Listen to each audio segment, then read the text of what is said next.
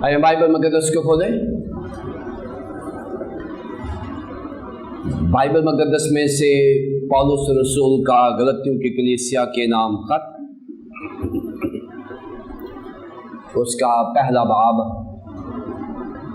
اس کی 18ویں آیت سے 24ویں آیت تک، یعنی باب کے آخر تک۔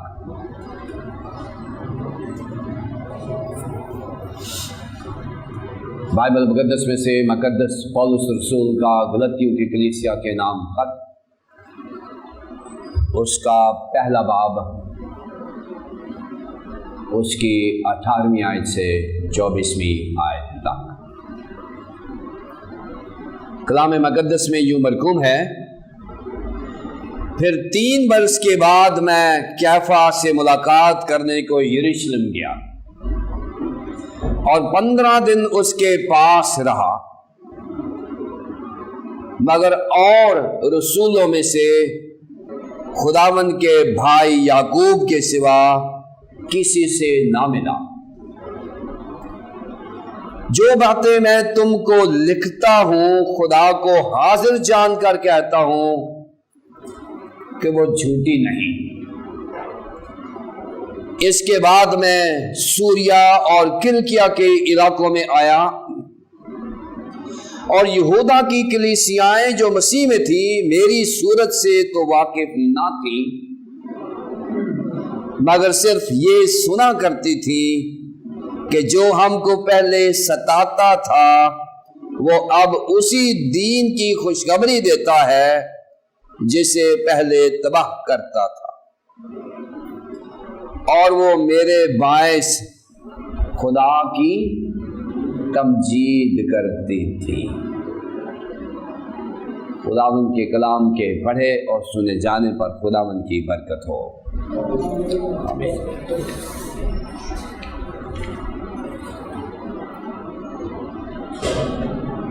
مقدس پولس رسول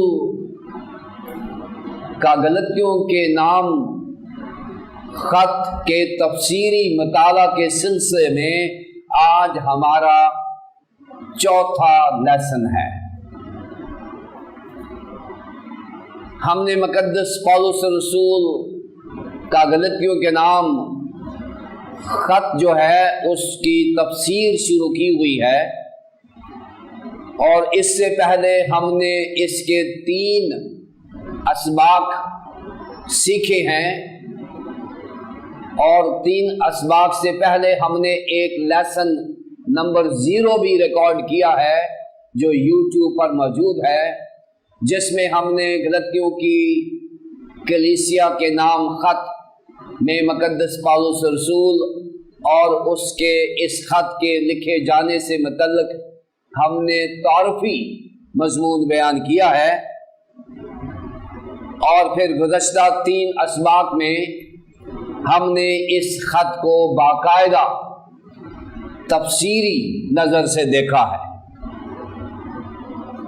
پہلی 5 آیات میں ہم نے پہلا لیسن دیکھا، پھر 6 سے 10ویں آیت تک ہم نے دوسرا لیسن دیکھا، اور پھر پچھلا لیسن 11ویں سے 17ویں آیات تک، اور پھر آج ہمارے سامنے جو اقتباس ہے وہ ہے 18ویں آیت سے 24ویں آیت تک۔ اس سے پہلے کہ ہم زیر بحث اقتباس کا تفسیری مطالعہ کریں، میں چاہوں گا کہ ہم مختصراً غلطیوں کی کلیسیا کے نام پولس رسول کا خط، اس کا چھوٹا سا تعارف میں بیان کر دوں۔ غلطیہ جو ہے یہ کسی شخص یا کسی شہر کا نام نہیں ہے، یہ ایشیائی کوچک میں ایک رومی صوبے کا نام ہے۔ جب غلطیہ کا خط لکھا جا رہا تھا تو اس وقت غلطیہ جو کہ خداوند یسوع مسیح سے 300 سال پہلے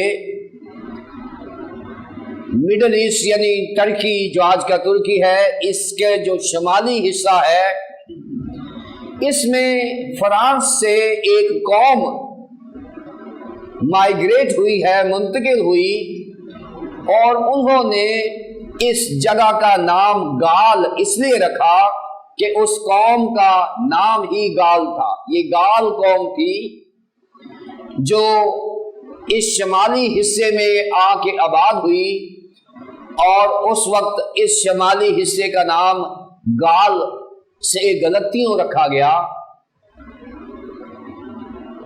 اور خداوند یسوع مسیح کے دور میں رومی حکومت نے اس علاقے کے ساتھ چند شہر یعنی پسدیا، سوریا، کلکیا، دربے، اکنیم اور انطاکیہ، یہ جو شہر ہیں یہ شامل کر کے جنوبی حصے کو بھی غلطیہ کا حصہ بنا دیا۔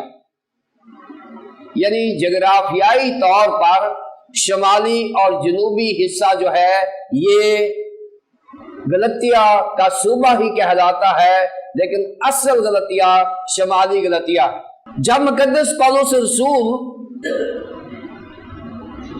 اپنی منادی کر رہے تھے تو انہوں نے اس جنوبی حصے کا انتخاب کیا، شاید اس لیے کہ اس جنوبی حصے میں یہودیوں کی تعداد زیادہ تھی بنسبت غیر یہودیوں کے۔ شمالی غلطیہ میں یہودی زیادہ نہیں تھے، اس لیے مقدس پولس رسول نے یہ فیصلہ کیا کہ وہ جنوبی غلطیہ میں کلیسیاؤں کا قیام کرے گا، اور جیسے ہی اس نے کلیسیاؤں میں خداوند یسوع مسیح کی خوشخبری سنی تو کلیسیاؤں نے خداوند یسوع مسیح کی خوشخبری کو جو فضل کی انجیل تھی جوک در جوک قبول کیا۔ اس کی وجہ یہ ہے کہ اس سے پہلے یہودیوں کے اوپر 3 قسم کے پریشرز تھے۔ پہلا پریشر یہ تھا کہ لازمی ہے کہ جو یہودی چاہے مسیحی بھی ہونا چاہتا ہے وہ اپنا ختنہ کروا کر یہودی قوم میں شامل ہو، اور یہودی قوم جو ہے وہ عہد کی قوم ہے، ابراہیم کے عہد میں شامل ہو، اور ختنہ جو ہے انہوں نے نہ صرف یہودیوں بلکہ اس وقت کے مسیحیوں کے لیے بھی لازمی قرار دے دیا کہ جس نے مسیحی ہونا ہے وہ بھی ختنے کے عہد میں شامل ہو۔ پھر دوسری بات یہ تھی کہ وہاں پر جب خداوند یسوع مسیح کی انجیل کو بیان کیا گیا تو اس وقت یہودیوں میں موسوی شریعت خدا نے احکام عشرہ بیان کیے تھے، ان کی تشریح کرنے میں فقیہوں اور فریسیوں نے 613 سٹیپولیشنز یعنی قوانین، خود ساختہ قوانین بنا لیے تھے، جس کی وجہ سے یہودیوں کے لیے شریعت پر عمل کرنا مشکل ہی نہیں بلکہ ناممکن ہو گیا ہوا تھا۔ اور تیسری بات جو تھی وہ یہ تھی کہ اگر کوئی یہودی ہے اور وہ مسیحی ہونا چاہتا ہے تو وہ اپنے مسیحی ایمان میں مضبوط نہیں ہو سکتا، شامل نہیں ہو سکتا جب تک وہ یہودی رسم و رواج پر عمل نہ کرے۔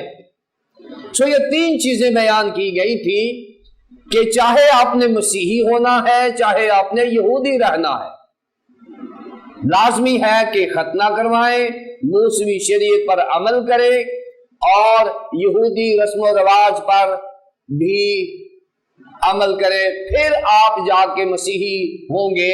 یہ اس وقت کے یہودی اساتذہ جو تھے انہوں نے مقدس پولس رسول کی خدمت کو چیلنج کیا ہوا تھا،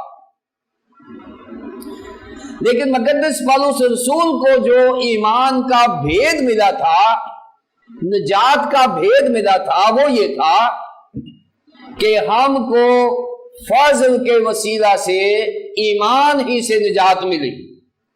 اب یہ جو نجات کا بھید ہے یہ مقدس پالوس رسول کا اپنا ذاتی تجربہ بھی تھا، تھیالوجی بھی تھی اور کرسچن ڈاکٹرن بھی تھی کہ ہم کو فضل کے وسیلہ ایمان ہی سے نجات ملی۔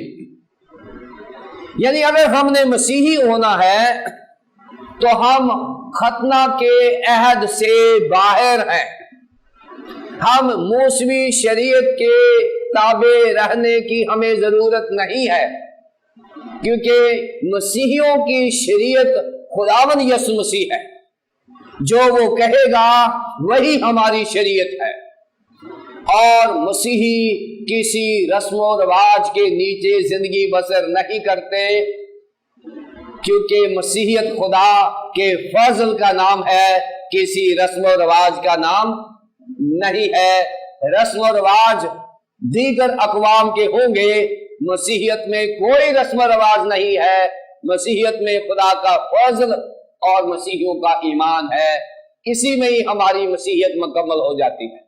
پچھلے لیسن میں ہم نے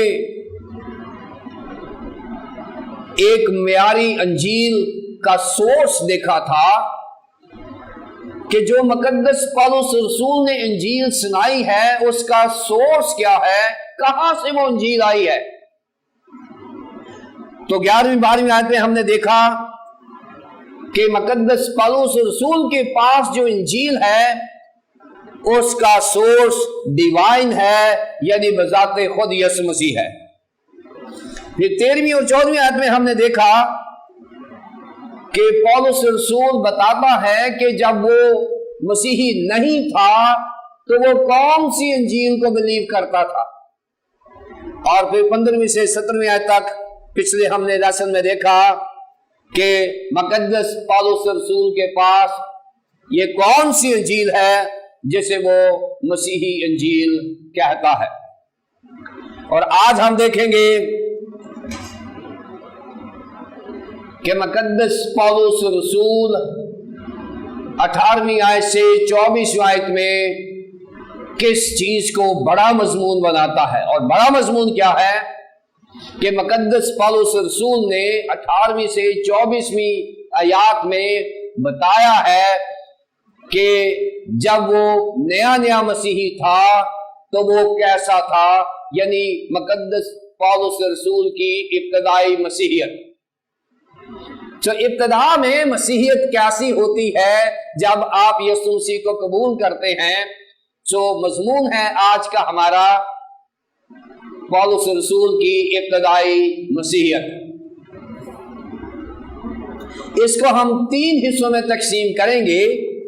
پہلے حصے میں ہم دیکھیں گے 18ویں اور 19ویں آیت میں کہ کس طرح سے مقدس پالوس رسول اپنی ابتدائی مسیحیت کا آغاز کرتا ہے اور وہ یروشلم کو وزٹ کرتا ہے، اور پھر ہم 20ویں آیت میں دیکھیں گے کہ مقدس پالوس رسول جو کچھ کہتا ہے یا کرتا ہے اس کو سرٹیفائی کرتا ہے، اس کی سرٹیفیکیشن دیتا ہے، سرٹیفکیٹ دیتا ہے کہ کس طرح سے وہ یہ کام کرتا ہے۔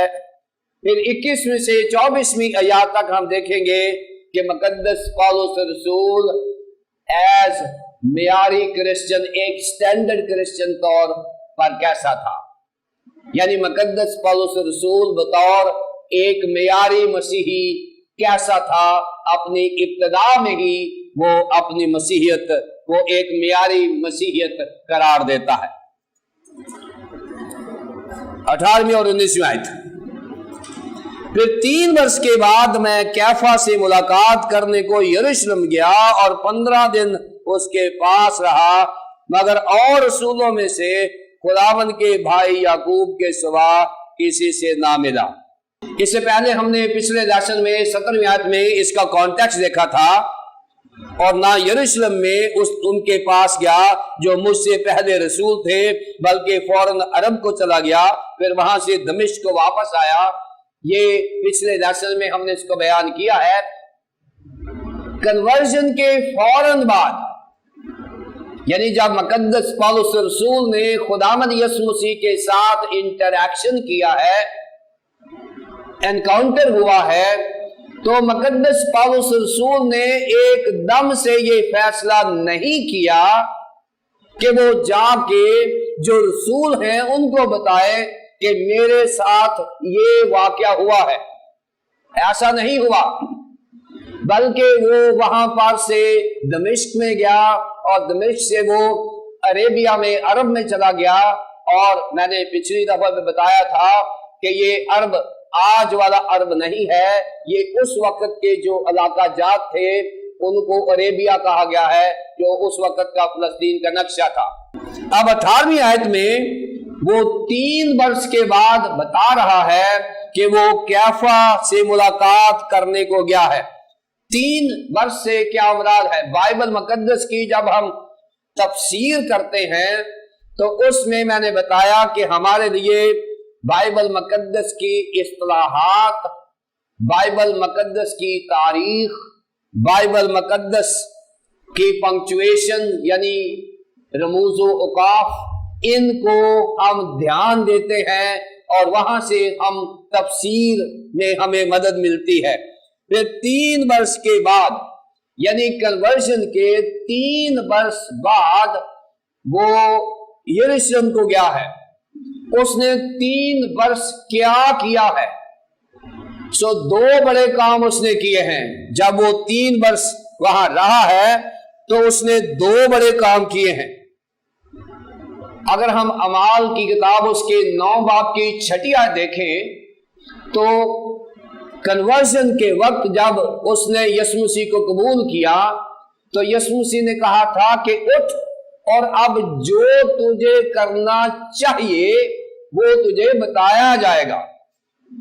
اب تو وہ نہیں کرے گا جو تو کرے گا، اب جو تجھے کرنا چاہیے وہ میں بتاؤں گا. یسوع مسیح نے کہا کہ میں بتاؤں گا جو تجھے کرنا چاہیے.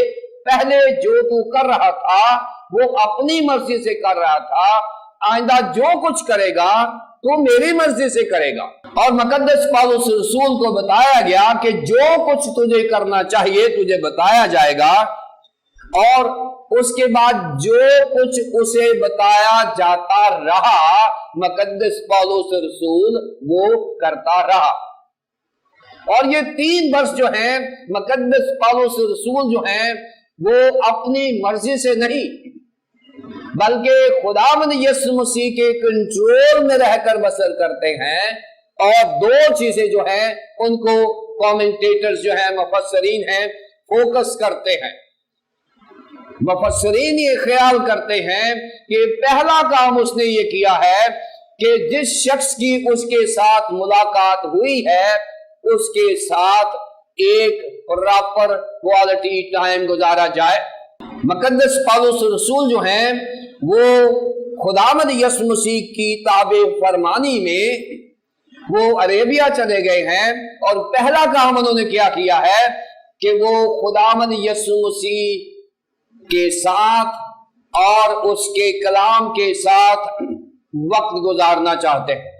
یہ جو 3 سال کا عرصہ ہے یہ وہی ہے جو آج بھی مقرر کیا گیا ہے کہ جب آپ نے خدمت شروع کرنی ہے تو آپ کسی پراپر سیمنری میں جا کر تعلیم حاصل کریں.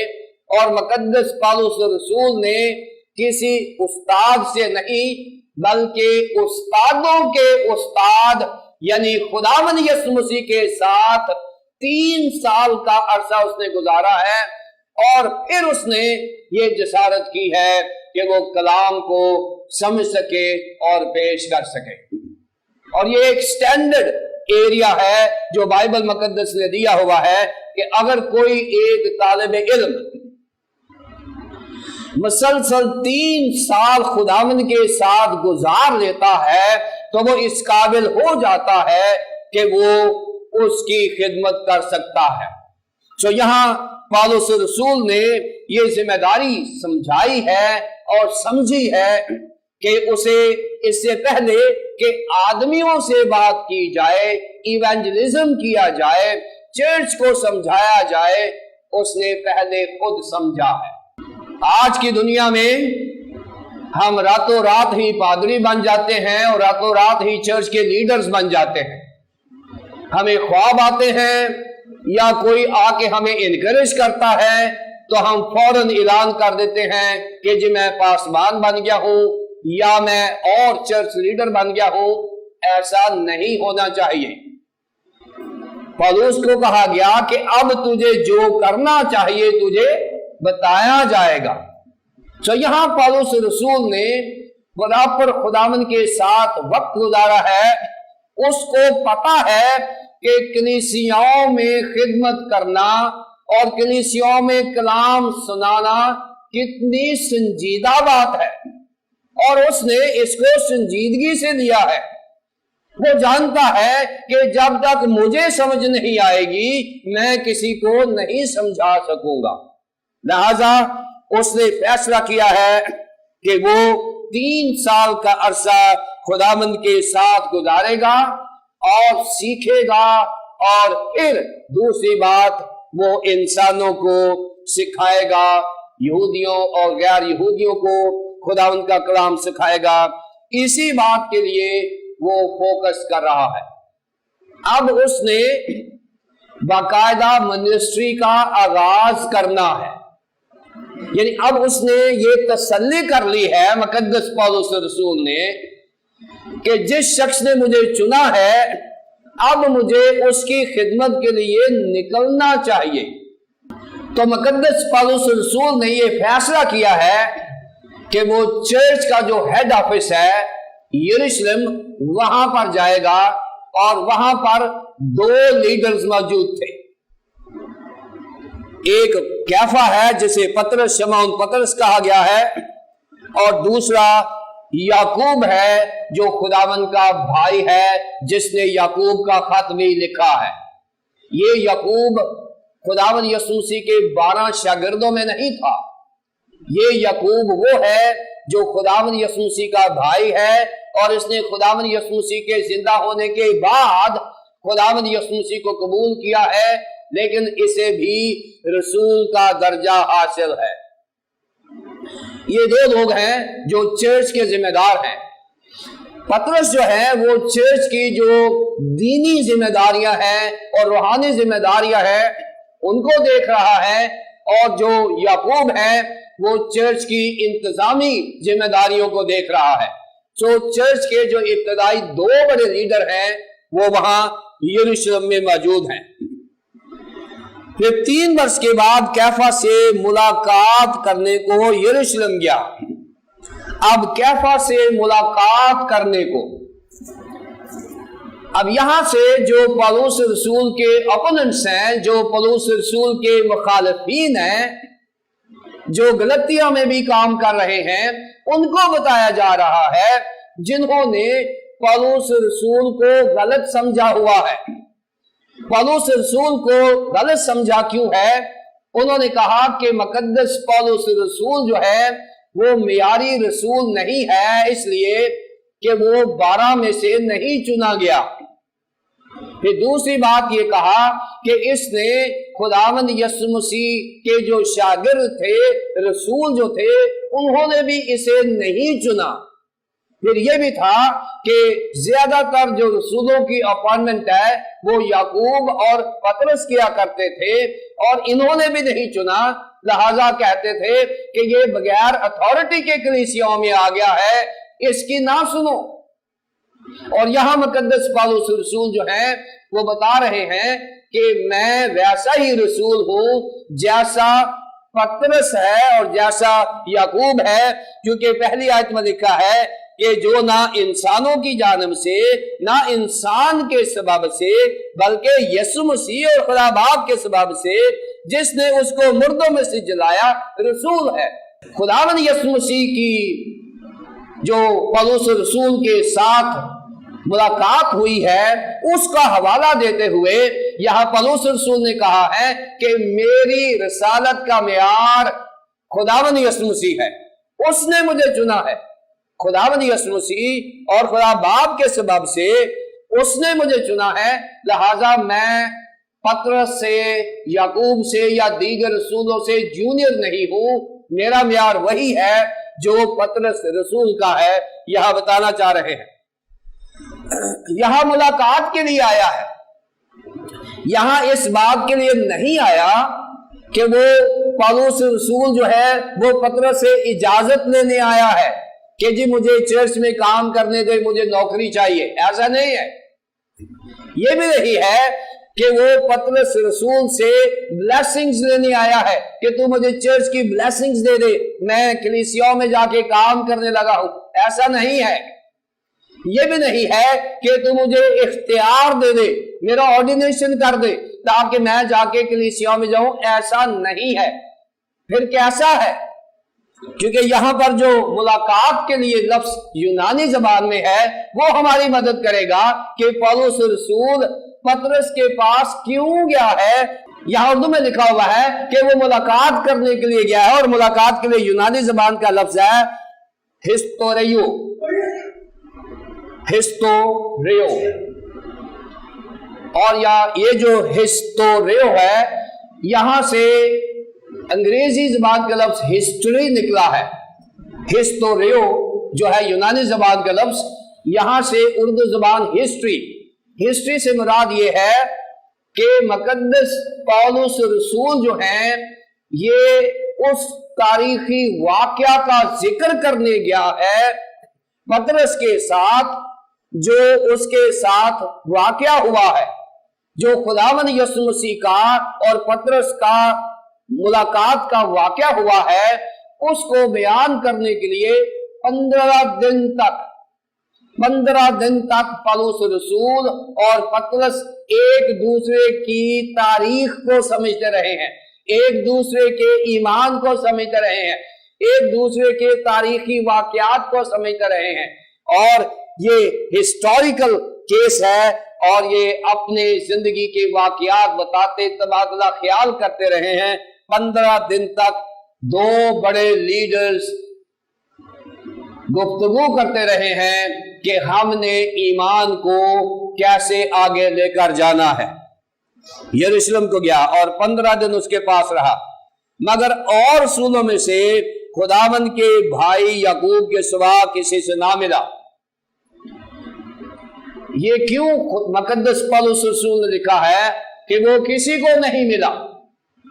اس کی پہلی ریزن یہ ہے، وہ اس لیے نہیں ملا کہ سارے کے سارے رسول یعنی 10 رسول جو ہیں 2 یہاں موجود ہیں، اور جو باقی 11 رسول ہیں وہ اپنی خدمت کے لیے گئے ہوئے ہیں پوری دنیا میں، وہ اپنے اپنے کام کرنے کے لیے گئے ہیں۔ پولس رسول یہاں کہہ رہے ہیں کہ میں 2 لوگوں کو ملا ہوں جو چرچ کو ہب بنے ہوئے ہیں، چرچ کی ہب بنے ہوئے ہیں، جنہوں نے چرچ کو سینٹرلائز کیا ہوا ہے، جو چرچ کو کنٹرول کر رہے ہوئے ہیں، اور باقی رسول جو ہیں وہ مختلف علاقوں میں یعنی دنیا کے مختلف کانٹیننٹس میں جا کے کام کر رہے ہیں۔ یہ پہلی ریزن ہے کہ وہ نہیں ملا دوسروں کو، کیونکہ وہ وہاں موجود نہیں تھے۔ دوسری ریزن جو ہے کہ وہ کسی کو نہیں ملا وہ یہ ہے کہ مقدس پولس رسول یہ بھی بتانا چاہ رہے ہیں کہ میں اس لیے نہیں ملا کہ مجھے کسی سے سیکھنے کی ضرورت نہیں تھی، میں اس لیے نہیں ملا کہ مجھے صرف اور صرف خداوند سے ملنا تھا، یا مجھے جیمز اور پطرس، یعقوب اور پطرس سے ملنا تھا جو چرچ کے ذمہ داران ہیں، اور میں نے ان کے ساتھ اپنی پالیسی شیئر کی ہے، اور اس وجہ سے میں دیگر رسولوں کو نہیں مل سکا۔ 20 آیت، جو باتیں میں تم کو لکھتا ہوں خدا کو حاضر جان کر کہتا ہوں کہ وہ جھوٹی نہیں۔ 20 آیت بڑی اہم ہے۔ مقدس پولس رسول جب غلطیوں کو لکھ رہے ہیں تو ان کو یقین دلا رہے ہیں، یہ خط غلطیوں کو لکھا جا رہا ہے اور یہ سارے واقعات لکھے جا رہے ہیں۔ اس نے ساری سٹوری غلطیوں کو بتائی ہے کہ میں 3 برس کے بعد کیفا سے ملاقات کرنے گیا یروشلم، اور 15 دن وہاں رہا، اور وہاں پطرس اور یعقوب کے سوا کسی اور کو نہیں ملا، اور یہاں یقین دہانی کرائی جا رہی ہے کہ جو میں نے پہلے لکھا ہے اور جو میں لکھنے جا رہا ہوں یہ دونوں کے لیے ہے کہ جو باتیں میں تم کو لکھتا ہوں خدا کو حاضر جان کر، جو میں کرتا ہوں، جو میں کہتا ہوں، جو میں لکھتا ہوں، میں خدا کو حاضر جان کر۔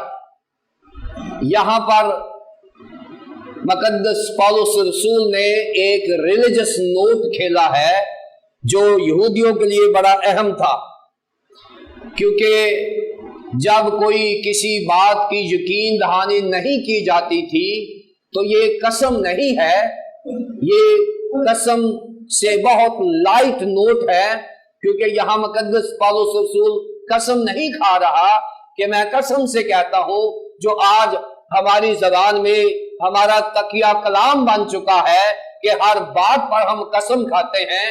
بائبل مقدس میں اس کی اجازت نہیں ہے، کیونکہ بائبل مقدس میں کہا گیا ہے کہ ہاں کی جگہ ہاں اور نہ کی جگہ نہ۔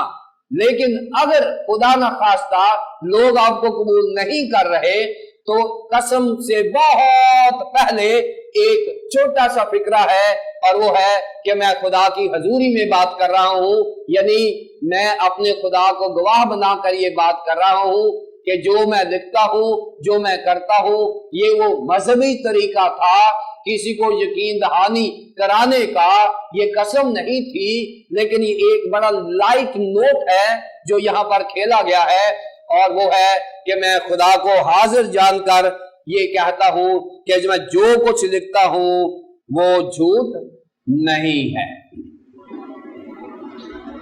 اب یہ کہنے کی ضرورت کیوں پیش آئی ہے؟ مقدس پولس رسول کو یہ بات کرنے کی کیوں ضرورت پیش آئی ہے کہ جو کچھ میں کہہ رہا ہوں؟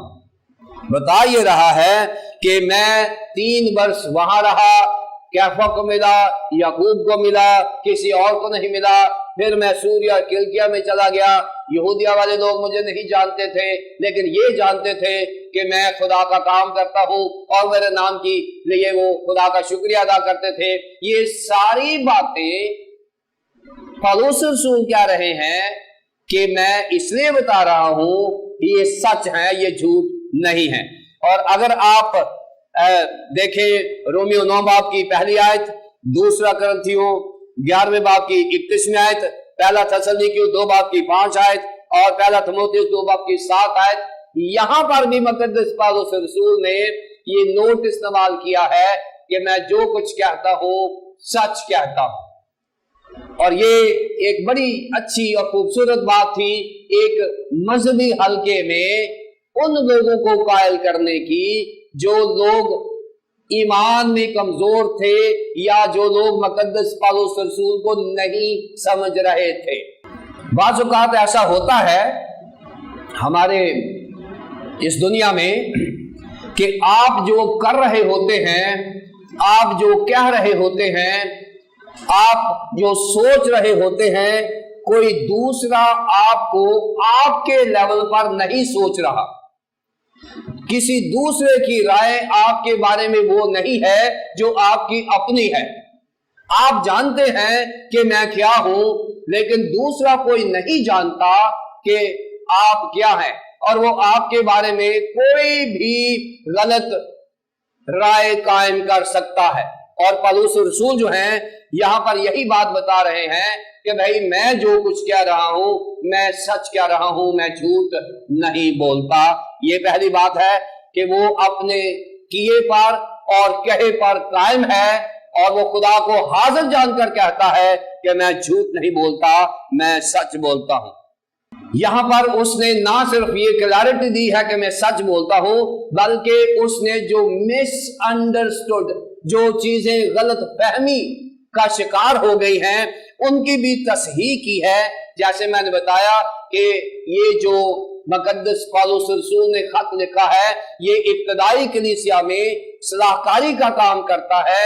16ویں صدی میں مارٹن لوتھر نے بھی یہی خط استعمال کر کے کلیسیا کی صلاح کاری کی، اور 21ویں صدی میں میں اور آپ اس خط کا استعمال کر کے کلیسیاؤں میں صلاح کاری کا کام کر سکتے ہیں۔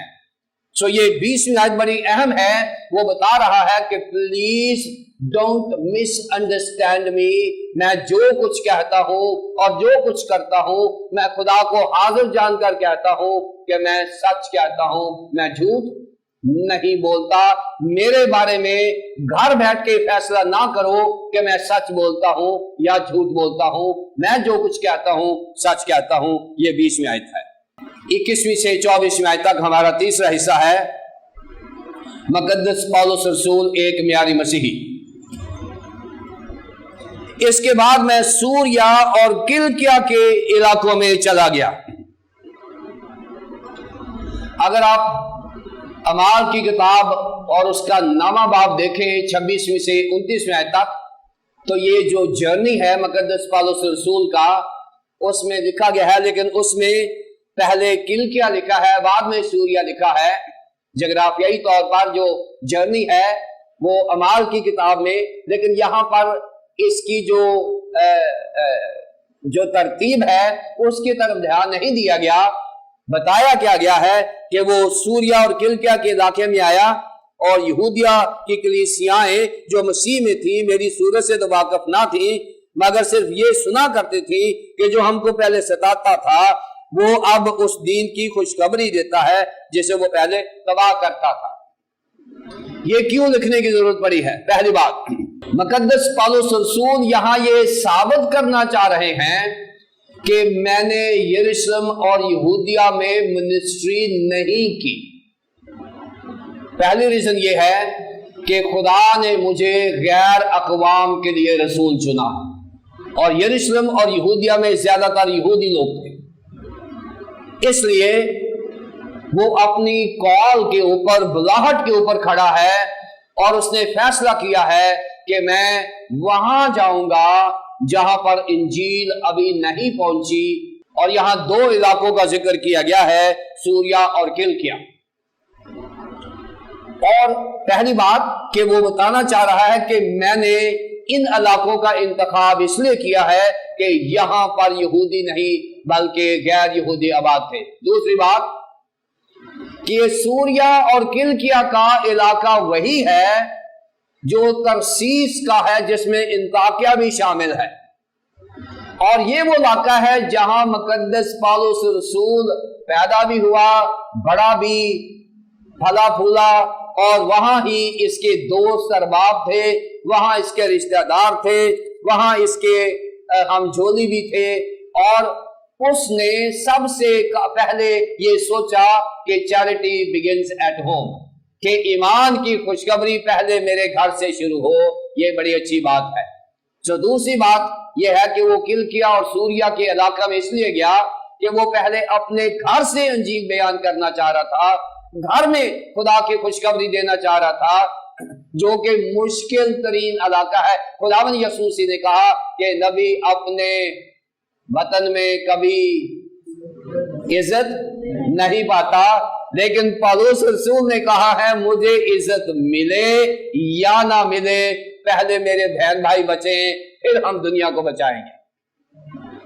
سو مقدس پولس رسول نے یہ مشکل فیصلہ کیا کہ وہ اپنے ہی آبائی علاقوں میں چلا گیا جہاں وہ پیدا ہوا, جہاں اس نے اپنا لڑکپن گزارا, بچپن گزارا, اور وہاں پر اس کی وہ عزت تو نہ تھی, لیکن خدا کے لیے وہ ہر طرح کی بے عزتی قبول کرنے کے لیے تیار ہے.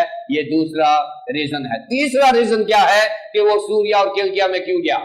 تیسرا ریزن یہ ہے کہ وہ یہ ثابت کرنا چاہ رہا ہے غلطیوں کی کلیسیا میں جو اپوننٹس ہیں, جو مخالفت کرنے والے لیڈر ہیں, کہ میں کسی کی اتھارٹی کے نیچے نہیں ہوں, میں خدا کی اتھارٹی کے نیچے ہوں.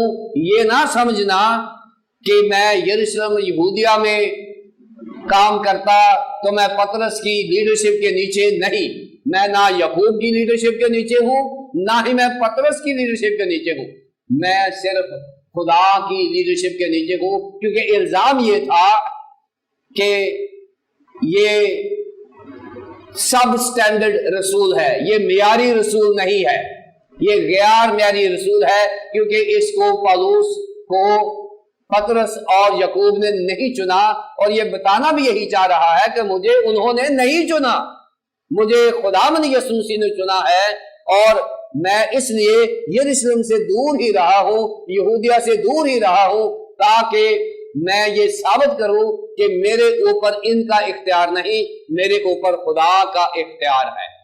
کیونکہ غلطیہ یہ سمجھ رہا تھا کہ شاید یہ سیکنڈ کلاس رسول ہے، اس نے کہا ہے کہ نہیں، میں فرسٹ کلاس رسول ہوں، جتنا پطرس رسول ہے اتنا ہی میں رسول ہوں۔ یہاں پر یہ ریزنز بتائی گئی ہیں۔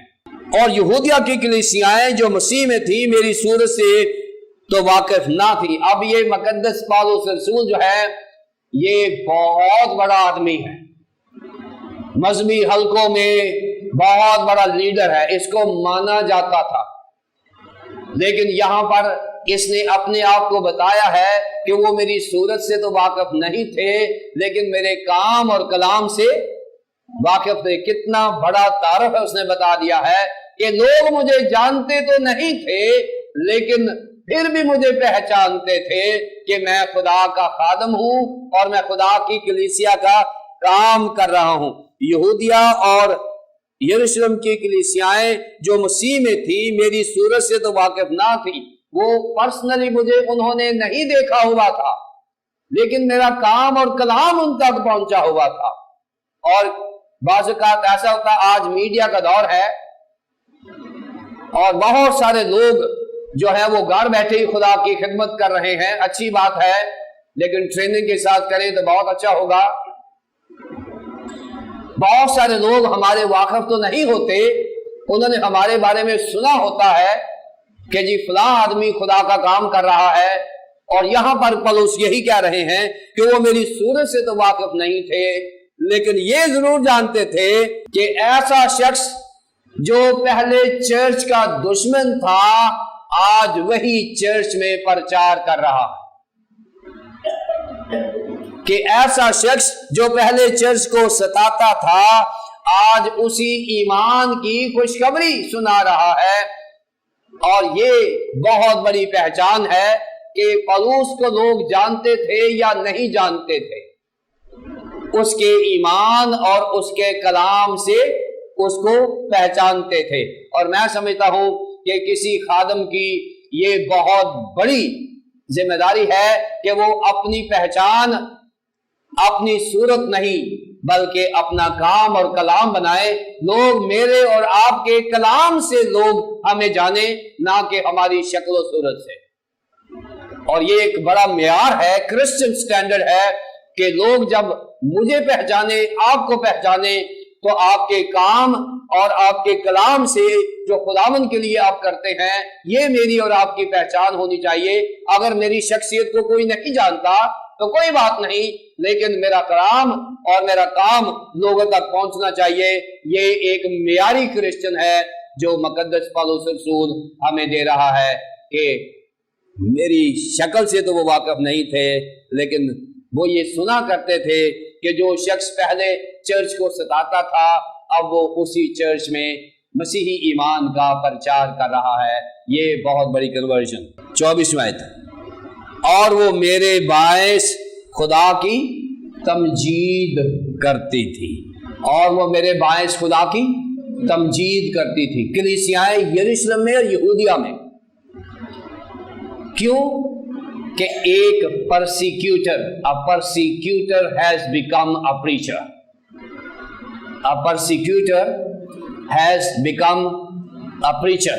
کہ ایک ستانے والا آج ستائے جانے والا بن گیا ہوا ہے۔ ایسا شخص جو کلیسیا کو تباہ کرنے والا تھا آج وہ کلیسیاؤں کے لیے تباہ ہونے کے لیے تیار ہے۔ ایک ایسا شخص جو خدا اور کلام اور خدا کے لوگوں کے خلاف تھا آج وہی شخص خدا، کلام اور خدا کے لوگوں کے لیے مار کھانے کے لیے، جیل میں جانے کے لیے، اور یہاں تک مقدس پولس رسول کی ہم شہادت کو دیکھتے ہیں تو رومی بادشاہ نیرو نے اس کا سر قلم کروا دیا تھا، وہ یہاں تک وفادار رہا کہ اس نے اپنی جان کا نذرانہ بھی دے دیا۔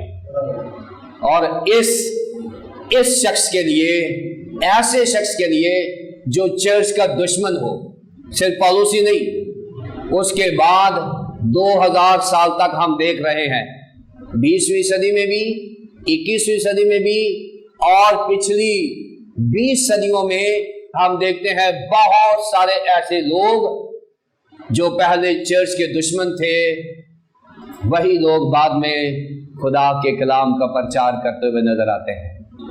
बहुत सारे ऐसे लोग तारीख में शामिल हैं कि वो खुदा के लोगों को मारने पर तुले हुए थे, लेकिन जब यीशु मसीह से मुलाकात हुई, उनकी जिंदगी में दहशतगर्दी खत्म और ईमान और सुकून और इत्मीनान उनकी जिंदगी का हिस्सा बन गया। और जब ऐसी बड़ी तब्दीली आती है, इसको तब्दीली कहते हैं, जब ऐसी बड़ी तब्दीली आती है कि एक परसिक्यूटर एक प्रीचर बन जाए, तो फिर कलीसियाओं में से खुदा की तमजीद ही निकलेगी, और क्या निकलेगा। आज हम भी मुक़द्दस पौलुस रसूल की इस बहुत बड़ी कन्वर्जन के लिए और पिछली 20 सदियों में ऐसे लोगों के लिए जो पहले परसिक्यूटर थे, बाद में प्रीचर बन गए। साधु सुंदर सिंह की मिसाल आपके सामने है, और भी बहुत सारी हैं। साधु सुंदर सिंह की मिसाल आपके सामने है, जो कलीसियाओं को सताता था, बाद में उन्हीं कलीसियाओं में खुदा का कलाम पेश करता है। और भी बहुत सारी मिसालें हैं। और ऐसे लोगों के लिए कलीसियाएं उस वक्त भी खुदा की तमजीद करती थी, और आज भी कलीसियाएं ऐसे हालात में, ऐसी तब्दीली में खुदा की तमजीद करती हैं। और खुदा की तमजीद के अलावा हमारे पास है भी क्या। So let us praise God for his work. खुदा बाप, खुदा बेटे, खुदा पाक के नाम से आमीन।